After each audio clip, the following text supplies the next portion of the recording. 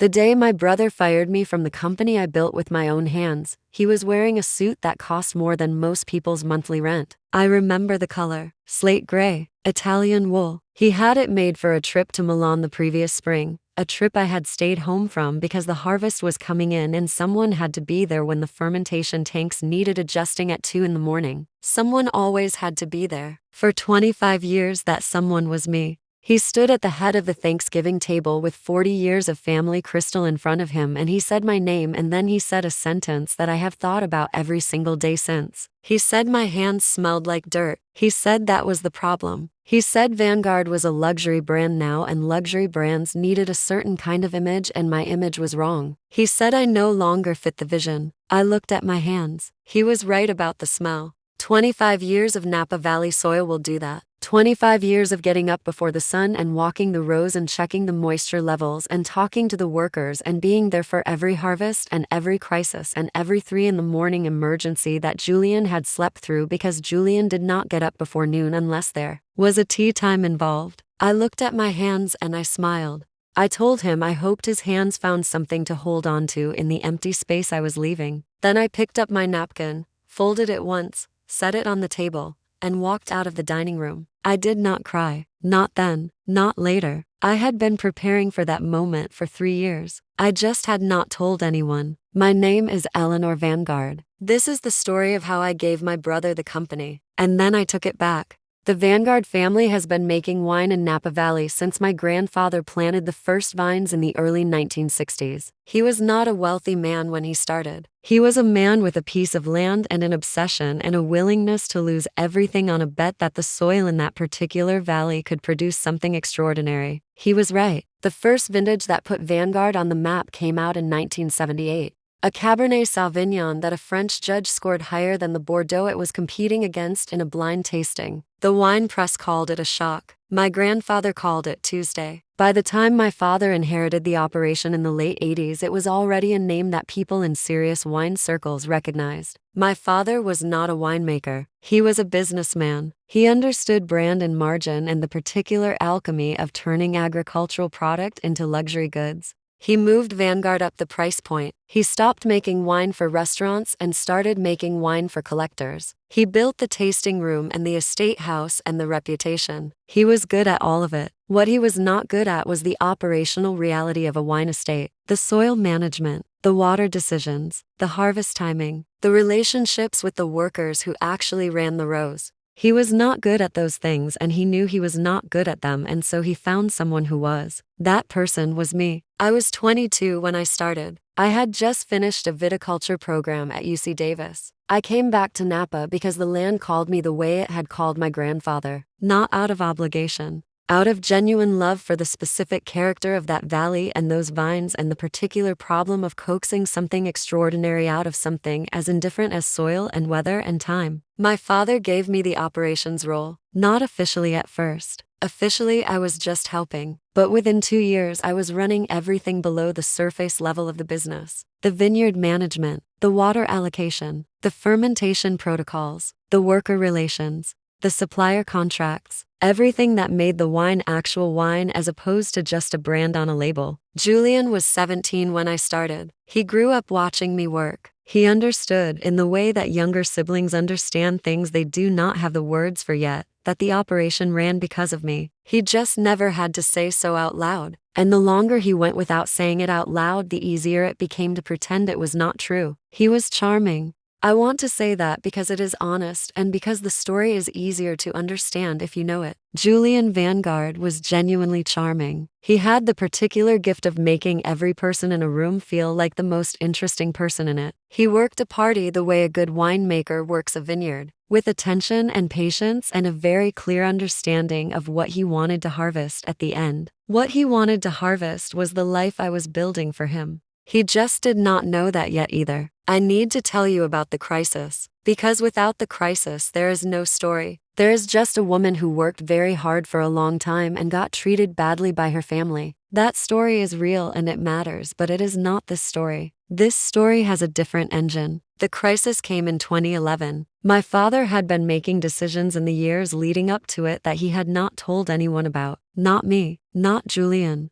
A series of loans taken against the estate to fund expansions that had not performed the way the projections had said they would perform. A partnership with a distribution company that went sideways in ways I do not need to detail except to say that it cost the estate significantly more than my father had anticipated and left him in a position that he was genuinely ashamed of. He came to me in the spring of 2011. He sat in the kitchen of the estate house and he told me what was happening. He told me the numbers. He told me that without a significant infusion of capital within 60 days, the bank was going to begin foreclosure proceedings. He told me he could not tell Julian because Julian did not have the temperament for this kind of news and would make decisions that made things worse. He told me he had no one else. He looked small in that kitchen. My father was not a small man. He had always filled rooms. Sitting at that kitchen table telling me the estate was 60 days from collapse, he looked like someone who had been carrying something very heavy for a long time and had finally run out of the strength to pretend he was not. I told him I would handle it. He asked me how. I told him I had some ideas. He asked me to be specific. I said I would rather not be specific until I had confirmed the ideas were workable. He looked at me for a long time. Then he nodded. He said okay. He said thank you. He said he was sorry. I told him there was nothing to be sorry for. I said we would figure it out. I said the estate was not going to collapse on our watch. I said that with a certainty I did not entirely feel yet, but that I was committed to making real. I went home to the guest cottage that night and I sat at my kitchen table until 2 in the morning and I worked out the structure of what I was going to do. It took 3 drafts and a lot of crossed out numbers and 1 phone call to an attorney friend in San Francisco who I trusted completely. What I was going to do was complicated. What it resulted in was simple. I was going to save the estate. And in saving it, I was going to make sure that whatever came after could never take it from me. Because I already knew, sitting at that table in 2011, that whatever came after was going to try. Here is what I did. I want to be clear about this because people hear this kind of story and they assume there was something underhanded about it. There was not. Everything I did was legal. Everything I did was documented. Everything I did was disclosed to my father, who signed off on it with full understanding of what it meant. I used my personal savings, everything I had.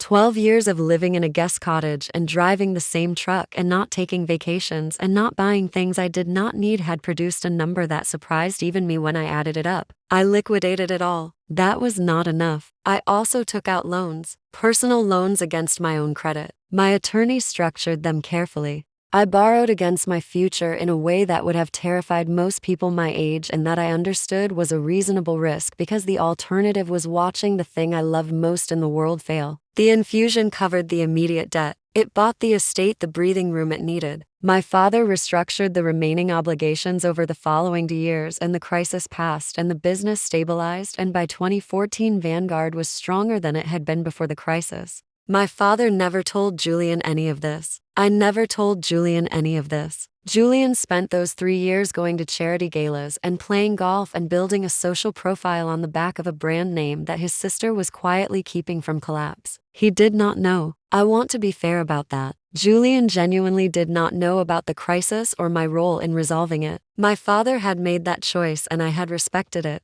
But Julian was also not curious in the way that people are curious when they think they might not like what they find. He had a life that worked exactly the way he wanted it to work, and he was not interested in examining the foundations. Now, the patents and the water rights. This is the part that requires careful explanation because it is the part that determines everything that comes after. When I structured the financial intervention, I worked with my attorney to identify what the estate's most critical and irreplaceable assets were. Not the brand name, not the real estate, not the equipment. The irreplaceable assets were 2 things. The first was the water. Napa Valley viticulture runs on water rights. The allocation that the Vanguard estate had been granted was the result of my grandfather's original filings and 40 years of maintained usage. It was attached to the property, but the legal mechanism of the attachment was more complicated than most people understood. My attorney found a pathway, legal and documented, to transfer the operational water rights into a separate LLC that I established and controlled. This was disclosed to my father and signed off on as part of the restructuring. The second was the fermentation formula.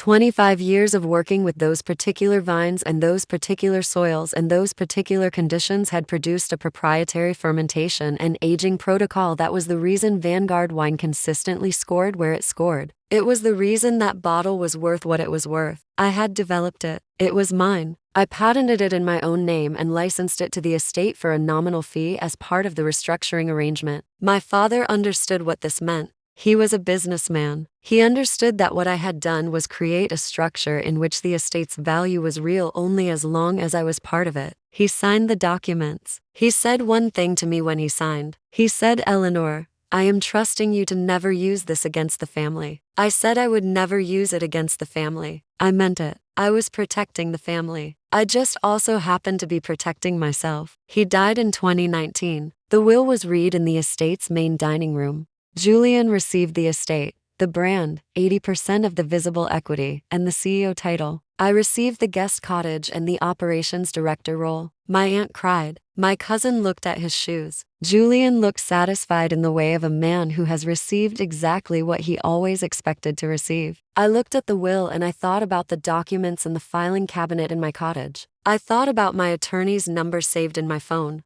I thought about 25 years of walking those rows before the sun came up. I thought about what my grandfather had said about the 1978 vintage. He said he had been waiting his whole life to be right about something that mattered. He said, "When you know the soil will tell you when the time is right." The soil was telling me it was not time yet, but it was getting close. Victoria came into Julian's life 2 years before my father died. I want to describe her accurately because this story is not served by making her a cartoon. She was not stupid. She was ambitious in the specific way of someone who grew up watching other people have things she wanted and developed a very clear methodology for closing that gap. She saw Vanguard the way a certain kind of person sees an opportunity, not as a working wine estate with roots and history and the accumulated labor of 3 generations, as an asset, a brand, a number. She understood luxury positioning with genuine sophistication. She knew what the name was worth in certain rooms. She also understood, with the same sophistication, that the name was worth more if the operational complexity underneath it was resolved. The operational complexity underneath it was me. She did not confront me directly at first. She was too smart for that. She worked through Julian, which was easier, and through the social architecture of the estate, which was easier still.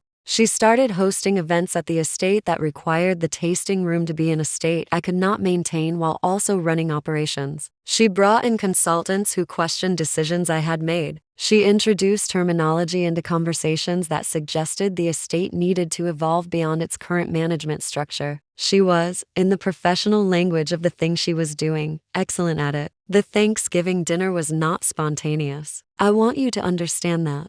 The speech Julian gave was prepared. The framing about luxury brand vision had been in circulation in his conversations for months. The decision to take the guest cottage had been made weeks earlier. The Thanksgiving dinner was a performance. I was the audience. The rest of the family was the witness. I had known it was coming, not the exact form, but I had felt the structure of it building for months. The way you feel weather coming in over the valley. You learn to read the pressure. You learn to recognize the particular quality of air before something changes. I had 3 weeks before the performance to make sure everything was in order. Every document, every filing, every signed agreement. My attorney and I went through the complete record twice. It was all there. It had always been there. The soil had been telling me and I had been listening and I was ready. So when Julian said my hands smelled like dirt and I smiled, it was not the smile of someone performing dignity under pressure. It was the smile of a person who knew what was in the filing cabinet and could afford to be gracious on the way out the door. The Maison Beaumont Group was a French luxury conglomerate with holdings across 6 European luxury categories and a stated strategy of acquiring legacy American artisan brands and repositioning them for the global luxury market. They had been in discussions with Julian for almost a year. The number on the table was substantial enough to be in the news if it became public. Julian and Victoria had structured their personal finances around it. Loans against the anticipated proceeds, commitments made, plans laid. The life they intended to have was already in motion. I knew about the Beaumont discussions. Operations Director is not a ceremonial title regardless of how Julian and Victoria had treated it. I had access to certain records. I had relationships with certain people at the estate who understood the situation more clearly than Julian preferred. I had been following the progress of the Beaumont negotiation for 6 months. I watched it get close. I waited. The soil was telling me, and I was listening, and I did not move until the moment was exactly right. The signing was scheduled for a Tuesday in March. The Beaumont team flew in from Paris. They had their attorneys. They had their due diligence files. They had champagne on order for the celebration. Julian had a new suit for the occasion. Not slate gray this time. Navy. Custom. He had shown it to Victoria the night before, and I heard about it from someone who had been in the room. I drove to the estate that morning in my old truck. I parked where I always parked, at the back of the lot near the equipment shed. I had been parking there for 25 years. I walked to the main house through the rows. I checked one vine as I passed. Old habit. The soil was good. I had my attorney's briefcase, a leather case that had belonged to my grandfather. Inside it were copies of every relevant document: the water rights transfer, the fermentation patent, the LLC filings, the original restructuring agreement, my father's signatures. I walked into the main house. I walked down the hall to the conference room where the signing was taking place. I opened the door. Julian saw me and stood up so fast he nearly knocked his chair over. He said my name in a voice that was trying to project authority and was doing neither. I said good morning. I set the briefcase on the conference table. I looked at the Beaumont attorneys, who were looking at me with the particular alertness of people who understand that a variable has entered the room that was not in the model. I said I needed to share some information before the signing proceeded. I said I was sure everyone would want to have the complete picture. Then I opened the briefcase. The Beaumont attorneys were thorough professionals. They did not panic. They asked questions, good questions, specific and technical, about the water rights structure and the patent documentation. My attorney was on the phone, available if needed. I answered every question directly and without drama. Julian tried to interrupt 3 times. Each time his own attorney put a hand on his arm. By the 3rd time, Julian had gone a particular color that I had never seen on his face before. Not anger exactly. Something that lives underneath anger. The particular shade of a man understanding that the floor he has been standing on is not what he thought it was. Victoria sat very still. She was the only person in the room who did not move much. She sat with her hands folded on the table and she watched me with an expression that I have thought about many times since. Not rage. Calculation. Even then, even in that moment, she was calculating. The lead Beaumont attorney asked to take a 30-minute recess to consult with his team. I said of course. Julian and I stood on opposite ends of the hallway outside the conference room for those 30 minutes. He did not speak to me. I did not speak to him. The vines were visible through the window at the end of the hall. It was a clear day. The valley was the color it gets in early March, that particular blue-gray-green that looks like something a painter invented. The Beaumont team came back from their recess. The lead attorney stated clearly that the due diligence conducted by the Beaumont Group had not disclosed the water rights structure or the fermentation patent as encumbrances on the asset being purchased. He stated that in the absence of clear title to those elements, the acquisition as structured could not proceed.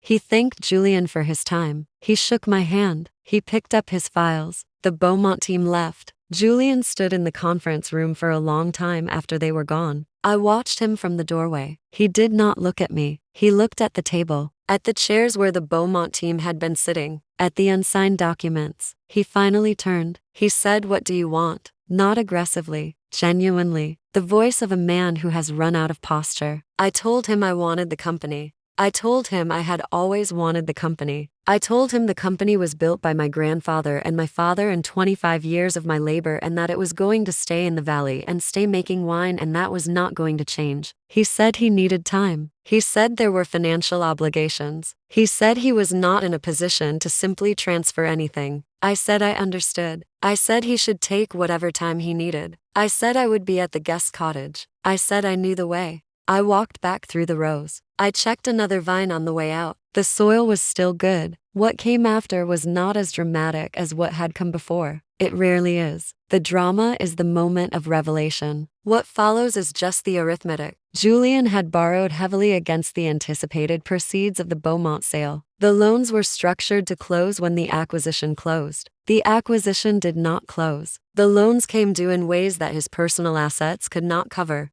The banks moved with the particular efficiency of institutions that have heard every version of this story and have a very clear process for what happens next. The estate went to the banks. The banks put it up at auction. I had been in conversation with a financial partner for 8 months, a small private equity firm in San Francisco whose principals I had known for years and who understood what Vanguard actually was and what its operational value depended on. We had a structure ready. We made an offer at auction that the banks accepted. The offer was fair. It was not generous. It did not need to be generous. It needed to be accurate. The day the transfer completed, I drove up to the estate in the same old truck. I parked in the back lot near the equipment shed. I walked through the rows. I checked the vines the way I had checked them for 25 years. The soil was good. It was always good. You just had to be paying attention. I went into the estate house. The staff were there, people I had worked alongside for a decade and longer. They did not applaud when I walked in. That is not what we do. They just went back to work. Because the work was what mattered and it had always been what mattered and we all knew it. I sat at the kitchen table where my father had sat in 2011 and told me the estate was 60 days from collapse. I sat in his chair.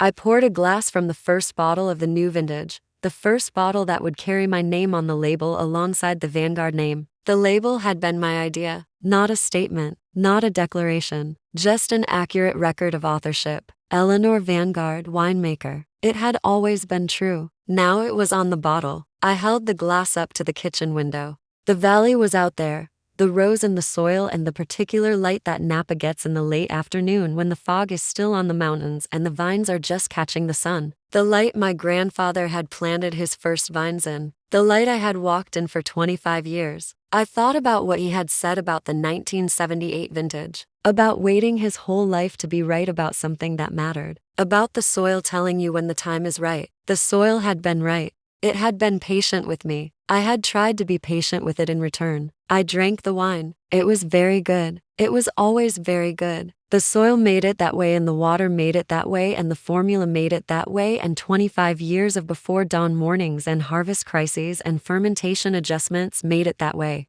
And Julian and Victoria were in a rented apartment in San Jose, trying to figure out their next step. And I was at the kitchen table of the estate my grandfather had built, looking out at the rows. I had been walking my whole adult life. The glass was full. The valley was quiet. The light was right. I raised the glass. Here's to the dirt. The people who run the rows at Vanguard have been there as long as I have. Some of them longer. Miguel Reyes started working the estate when he was 19, the same year I came back from Davis. He is 51 now. He knows every vine on the property by name. Not literally, but in the way of someone who has walked the same ground 10,000 times and knows how the soil changes across the property and which rows need more attention in a dry year and which ones need less in a wet one. Miguel and I did not need to talk much. We had worked together long enough that a conversation between us was mostly nods and pointed looks and the occasional half sentence that the other person completed. He knew what was happening with Julian and Victoria long before I told him. He saw it the way you see weather coming, the way you learn to read the pressure. The morning after the Thanksgiving dinner, I was in the rows at 5:15. I had not slept.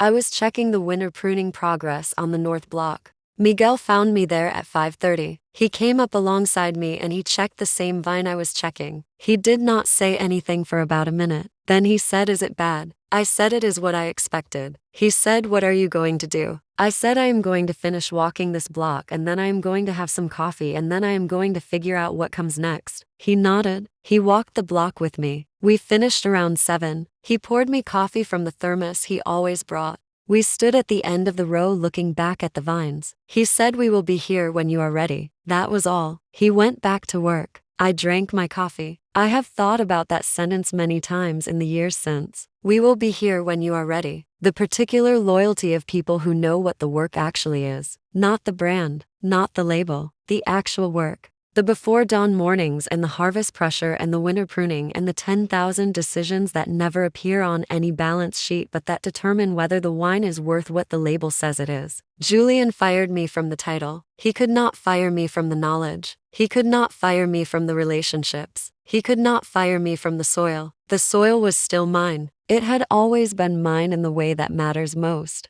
I want to tell you something about Victoria that is not in the official record of anything. It is just what I observed over several years of close proximity. Victoria was not a bad person in any simple sense. She was a person who had decided, at some point that I cannot precisely identify, that the world operated according to a particular logic and that the logic was this: what you have is determined by what you take. She was not crass about it. She was sophisticated. She understood that the most effective taking is the kind that looks like something else entirely. She took Julian first, not in a predatory way, in the way of two people who find each other useful and call it love. Julian was a beautiful name attached to a beautiful estate, and Victoria understood beauty and what it was worth and what it could become in the right hands. Julian found in Victoria the person who would finally put him at the center of the room in a way that he had always believed he deserved. They were well matched in the ways that mattered to both of them. She studied me. I noticed this,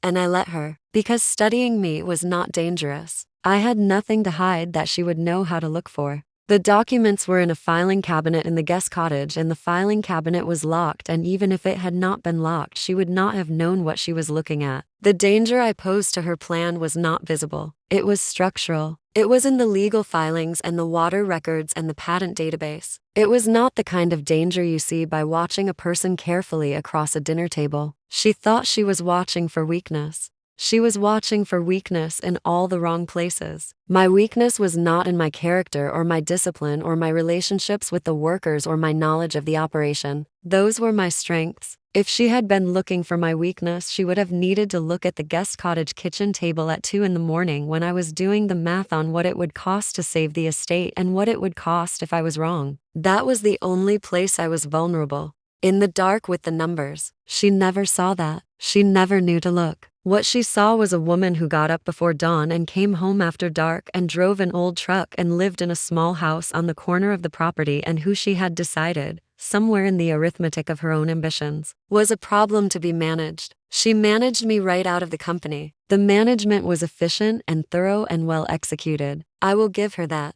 And it put exactly what I needed into place to do what I did next. I am going to tell you about the night I filed the paperwork, not because it was dramatic, because it was ordinary, and I think the ordinariness of it is important. It was February 2011, 3 weeks after my father had told me about the crisis. I had been working with my attorney for 2 weeks on the structure. The night of the filing, I was at my kitchen table in the guest cottage with a glass of water and a stack of documents and a pen that had run out of ink halfway through, so I had finished with a different pen that wrote in a slightly different shade of blue. My attorney had walked me through everything on a call that afternoon. She had answered every question I had. She had been clear about what I was doing and what it meant. She had said one thing at the end of the call that I have thought about many times. She said, "Eleanor, this is legal and it is documented and it is your right. But I want you to understand that you are building a structure that is very powerful." She said powerful structures require careful people. She said she wanted to know that I was going to be careful with it. I told her I understood what I was doing. I told her I had been thinking about it for 3 weeks.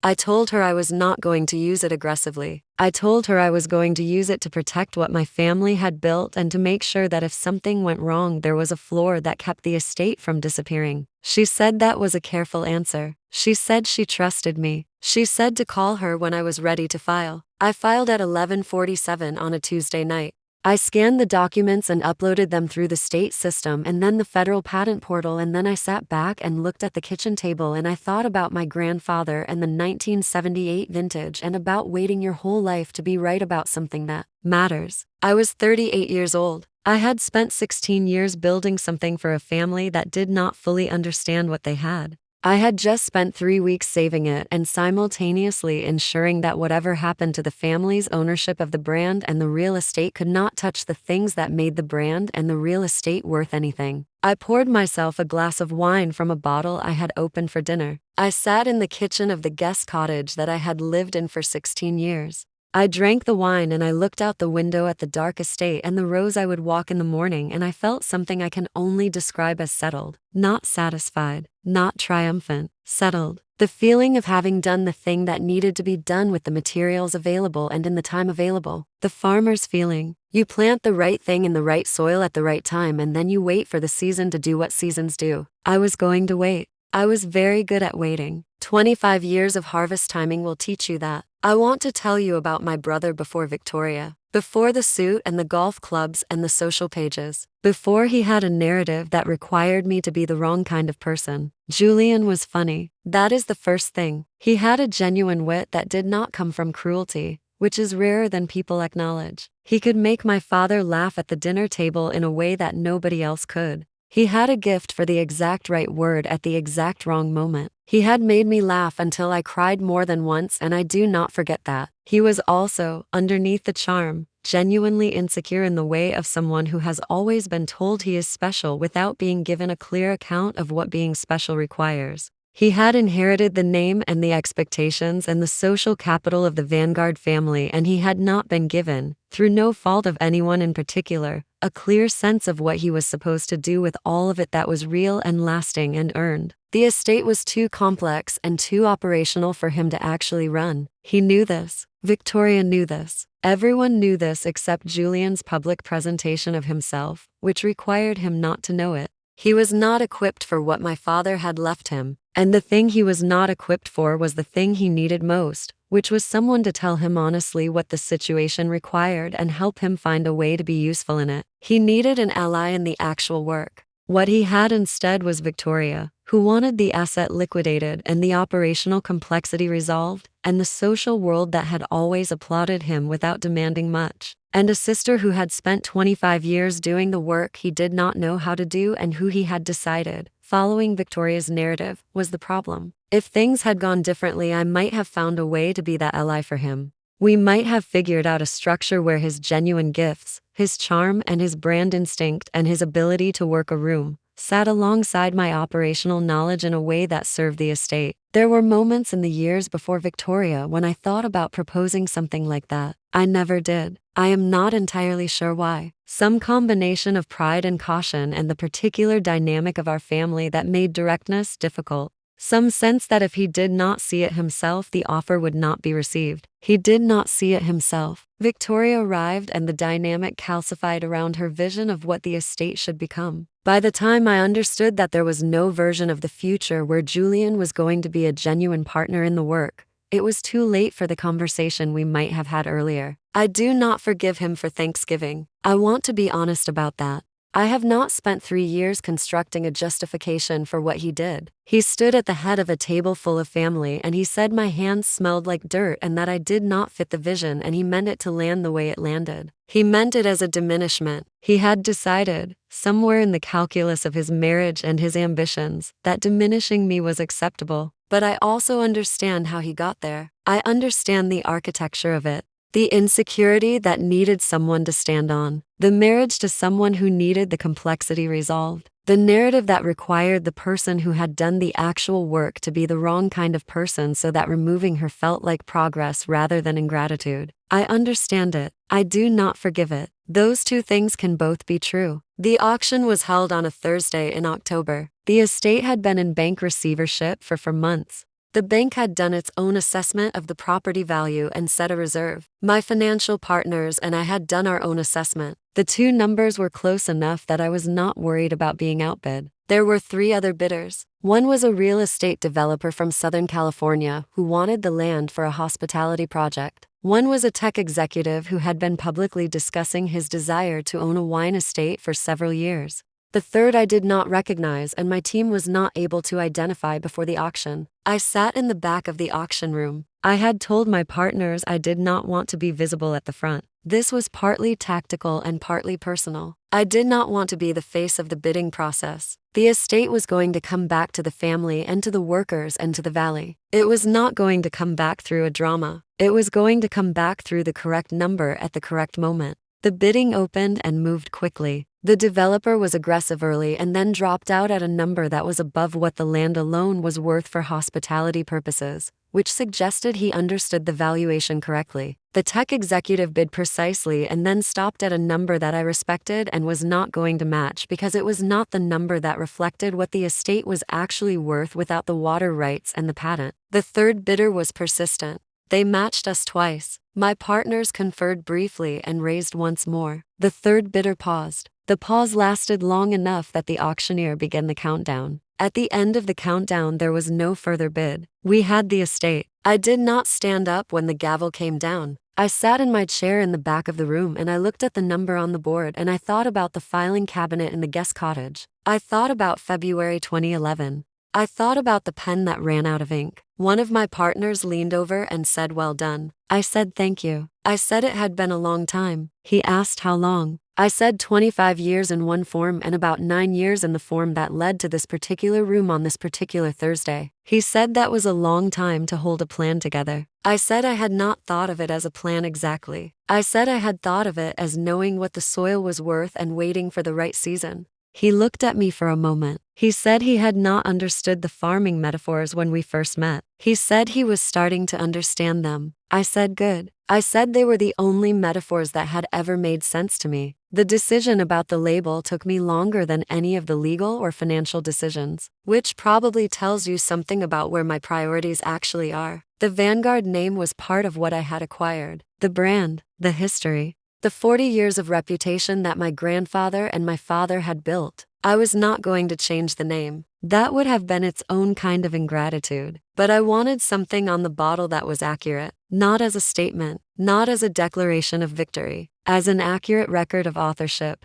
The wine was made the way it was made because of decisions I had made and knowledge I had developed and a formula I had created over 25 years of before dawn mornings and harvest emergencies and fermentation adjustments. That deserved to be on the bottle. I talked to the design team about it for 2 weeks. We went through probably 15 iterations of the label. Some of them were too prominent, some were too subtle. We were looking for the version that was accurate without being a claim, honest without being a boast. What we landed on was clean, Vanguard, in the typeface my grandfather had chosen in 1978. Below it, in smaller letters, Eleanor Vanguard, winemaker. Below that, the vintage year. Below that, the estate name and the valley. The first bottle I opened was in the kitchen. Miguel Reyes was there. 3 other people from the crew who had been with the estate for more than 10 years were there. We opened the bottle and we poured 5 glasses and we stood in the kitchen of the estate house and we drank the wine. It was very good. It was always very good. We all knew why. Miguel held his glass up and looked at the label. He said nothing for a moment. Then he said about time. That was all. About time. We drank. I have the bottle on the shelf in the estate kitchen now, empty. I kept it because it is the one thing that tells the whole story in the smallest possible space. The name below the name, the year, the valley, everything that needed to be said in the space of a label. That is the kind of accuracy I have always wanted from this work, from the wine, from the land, from the years. Just the truth, stated plainly, in the smallest number of words that carry it completely. Here's to the dirt. That is what I said when I raised the first glass. It is still what I think when I walk the rows in the morning. The dirt, the soil, the thing that was always there before any of us arrive and will be there after all of us are gone. The thing that makes the wine what it is. I have been getting up before dawn and walking those rows for 25 years. I intend to keep walking them for 25 more. I intend to earn the label on the bottle every single day. The valley is still there. The vines are still there. The soil is still good. That is the whole story. That is all of it. I want to tell you about the 40 seconds after the Beaumont team left the conference room, because those 40 seconds are the center of the story in a way that the legal strategy and the financial maneuvering are not. Julian stood at the conference table. His attorney sat very still. Victoria was 3 steps behind Julian, near the window. The unsigned documents were still on the table. The champagne was somewhere. I had not seen it, but I knew it was somewhere because I knew how this kind of meeting was staged. Julian looked at the table, not at me, at the table, at the documents, at the chairs where the Beaumont team had been sitting 20 minutes earlier when the deal was still something he believed was real. Victoria looked at me. I looked back. We had looked at each other across tables for years. This was different from those other times. This was the look of 2 people who both understand fully, for the first time simultaneously, what the other person actually is. She saw me clearly in that moment. I saw her clearly. We had both been underestimating each other in opposite directions, and now neither of us was underestimating anything. She did not say anything. She was too disciplined for that. She would have known that anything she said in that room at that moment would be in the wrong register. She folded her hands and she waited. Julian finally looked up. His face had the particular quality of someone who is searching for the version of events that he can tell himself going forward. The version that preserves something. He had not found it yet. He was still searching. His attorney leaned over and said something quietly. Julian nodded. The attorney began gathering papers.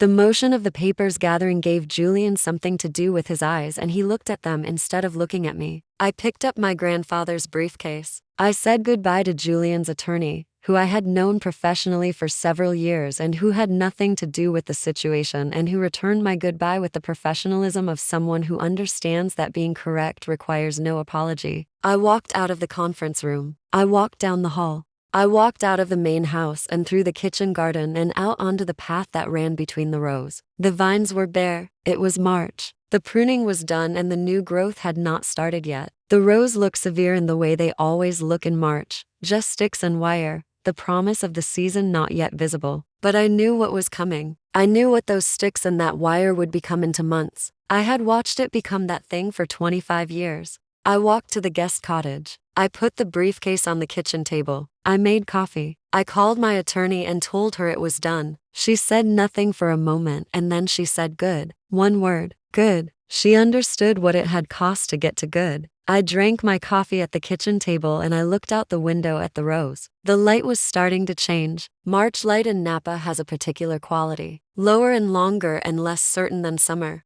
Like the light is still deciding what it wants to be. I had been deciding what I wanted to be for 25 years. I had known for most of them. I had just been waiting for the season. The story got out, as stories do. Not immediately. About 3 months after the auction, when the title transfer was public record and a reporter at a wine industry publication started connecting the dots between the ownership change and the patent records and the original restructuring. The story she wrote was accurate and careful. She had called me for comment and I had given her one prepared statement. The statement said that Vanguard Estate had returned to family ownership and would continue making wine with the same team and the same commitment to quality that had defined the estate for decades. It said I was honored to carry the work forward. She ran the statement and then she ran everything else she had found. The patent, the water rights, the Beaumont negotiations, the auction. She framed it as one of the more unusual stories in recent California wine industry history. The response was large and rapid. The wine press loved it. The general press loved it even more, because it had the elements that general press loves. The underdog sibling, the flashy brother, the legal mechanism that looked like something out of a film. The Thanksgiving dinner. The Thanksgiving dinner especially. Every outlet that picked up the story found a way to feature the Thanksgiving dinner. I did not give interviews. I had said what I had to say in the prepared statement. The story existed and it was accurate, and that was enough. I did not need to perform anything about it. I just needed to do the work. Julian gave one interview to a technology and business publication that framed the story as a cautionary tale about due diligence in acquisition transactions. The interview was careful and managed. He discussed the situation in terms of business process and the limitations of standard due diligence frameworks. He did not discuss the family dynamics. He did not discuss Thanksgiving. He did not discuss me by name. I read the interview once. I thought he had handled it with more dignity than I might have expected. I put the publication down and went back to the vineyard. Victoria did not give any interviews. I respected that more than I expected to. I have not talked much about my grandfather directly. He has been in the background of this story because he is in the background of everything I do. But I want to say something about him directly before I close. He was not a complicated man. He was a man with a piece of land and an obsession and a willingness to be wrong for a long time in pursuit of being right about one thing. He planted vines that took years to produce anything worth drinking. He made wine that was not good for a decade before it became excellent. He built something from nothing in a valley that nobody thought was going to be important and then lived to see it become one of the most prestigious wine regions in the world. He died in 1994. I was 21. I had just started the viticulture program. He did not live to see any of the things that happened after. He did not live to see the crisis or the patents or the Thanksgiving dinner or the auction. but he lived to walk those rows with me. He taught me to read the soil the way he read it. He showed me which rows had the deepest water retention and which ones drained fastest and what that meant for the harvest timing. He showed me how to hold a cluster and feel whether it was ready. He showed me how to taste a grape off the vine and understand what the wine was going to be. He did not talk much. He showed me things and he let me figure out what they meant. That was his way of teaching, and it was the right way for what he was teaching because the things that mattered about the vineyard were not the things you could put in a sentence. They were the things you understood by doing them 10,000 times until they were in your body. He said one thing to me that I have held longer than anything else he said. We were walking the North Block in the fall of his last full harvest. I was 17. He stopped at a vine that was not performing and he looked at it for a long time. He said, "Eleanor, the soil always tells you the truth." He said it will tell you what it needs and what it cannot give and what the season is going to bring. He said the only question is whether you are paying enough attention to hear it. I have been paying attention for 33 years. I intend to keep paying attention. The soil is still telling me things. I am still listening. That is the job.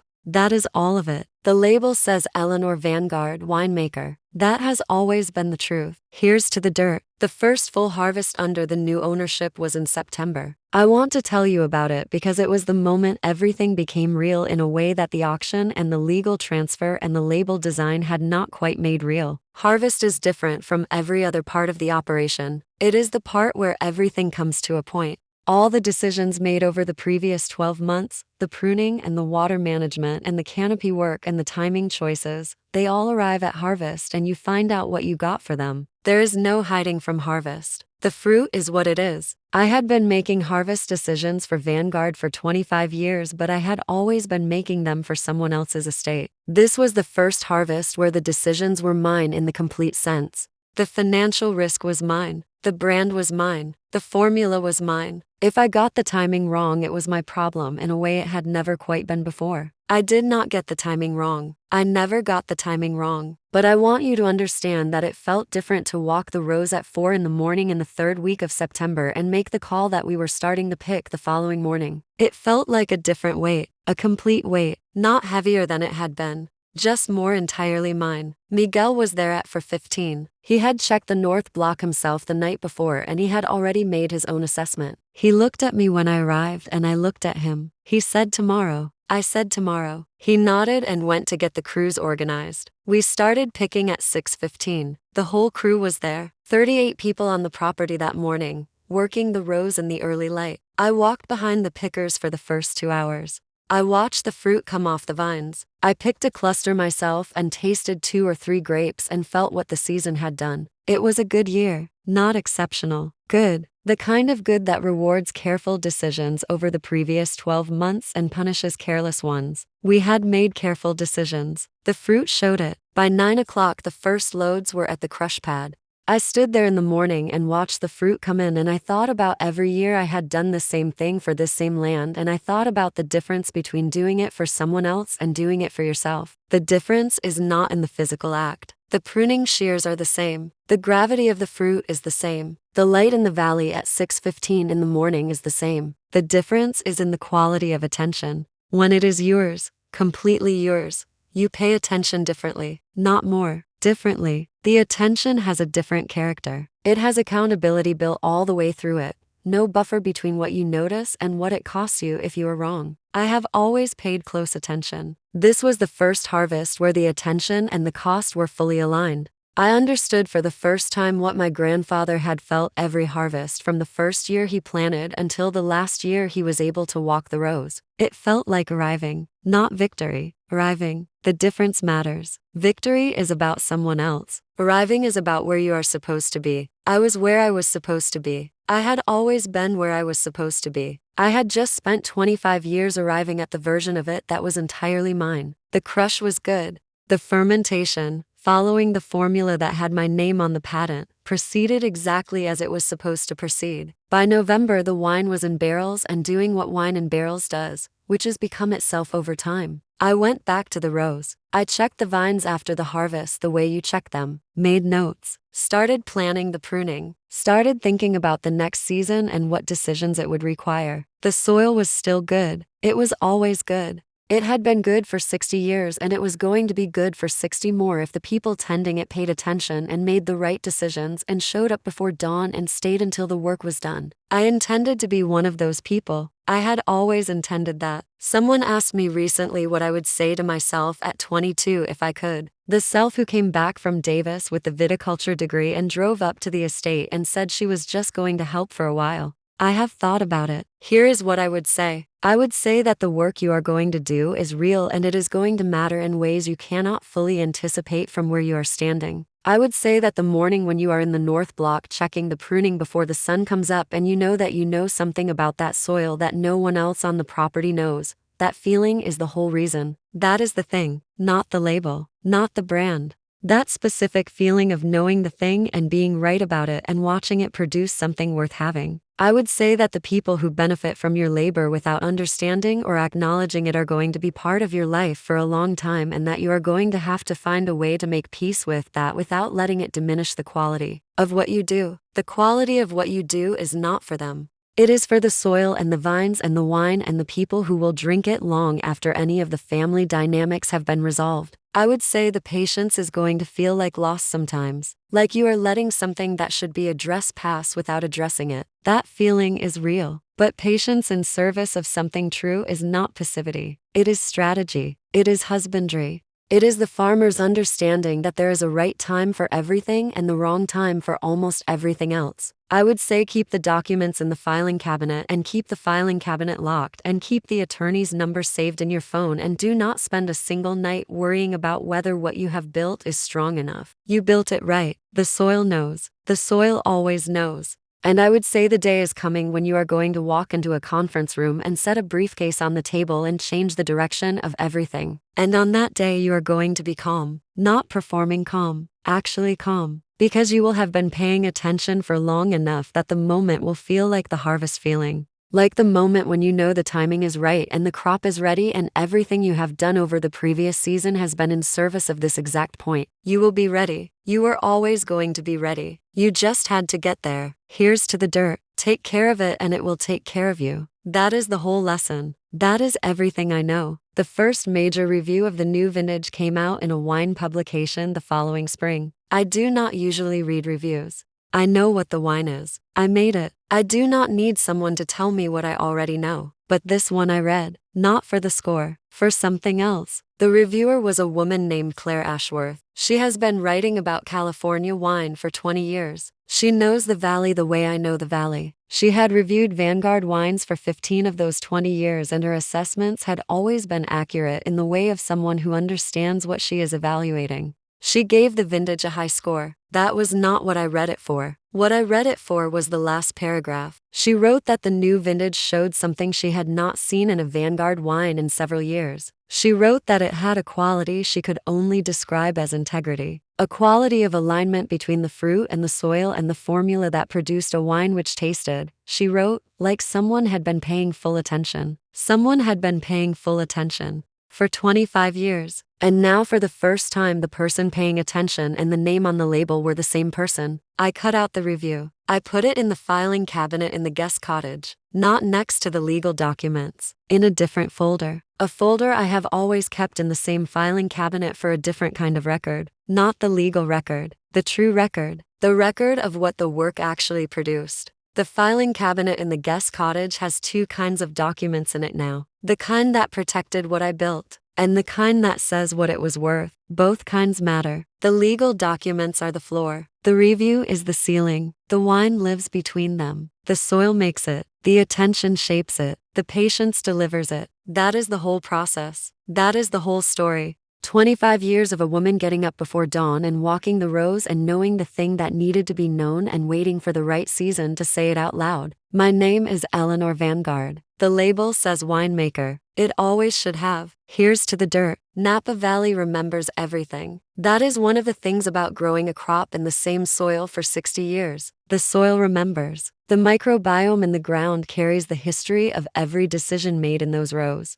Every irrigation choice, every pruning season, every year the harvest came in early or late or right on time. The soil holds the record in a way that no filing cabinet can replicate. My grandfather understood this. He said once that the thing people misunderstand about wine is that they think it is made in the winery. He said the wine is made in the ground years before anyone touches a grape. He said the winery is just where you find out what the ground made. I have been finding out what the ground made for 25 years. Every vintage is a report on the years of decisions that led to it. Good decisions produce wines that speak clearly. Bad decisions produce wines that hedge. The soil does not allow you to hide the quality of your attention. Julian and Victoria wanted to sell the estate to people who would manage it from a distance, who would hire operational teams and optimize margins and produce a consistent product for a global luxury market. That is a viable model. It has worked for other estates. It was not wrong to want it. It was just wrong about what made Vanguard worth wanting. What made Vanguard worth wanting was not the brand name or the real estate or the positioning in the luxury segment. What made it worth wanting was 60 years of a family paying close attention to a specific piece of ground and learning what that ground was capable of and making the decisions that let it produce at the top of its capacity. That knowledge was not transferable. It was not in a document. It was in the people who had been walking those rows long enough to understand what they were walking through. You could buy the estate. You could not buy what made it worth buying. I had made sure of that, not as a hostile act, as an accurate description of reality. The estate was worth what it was worth because of the water and the formula. The water and the formula were mine. The deal that would have separated them from the people who understood them was not going to happen. A new set of investors who did not understand the soil would have found out what I had found out over 25 years, that the valley remembers everything and requires everything and gives back exactly what you give it and the quality of attention you bring to it every single day. I intend to bring that attention every single day. For as long as my legs carry me through those rows before the sun comes up, the valley will remember. It always does. My name is Eleanor Vanguard. I am the winemaker. The soil is good. Here's to the dirt.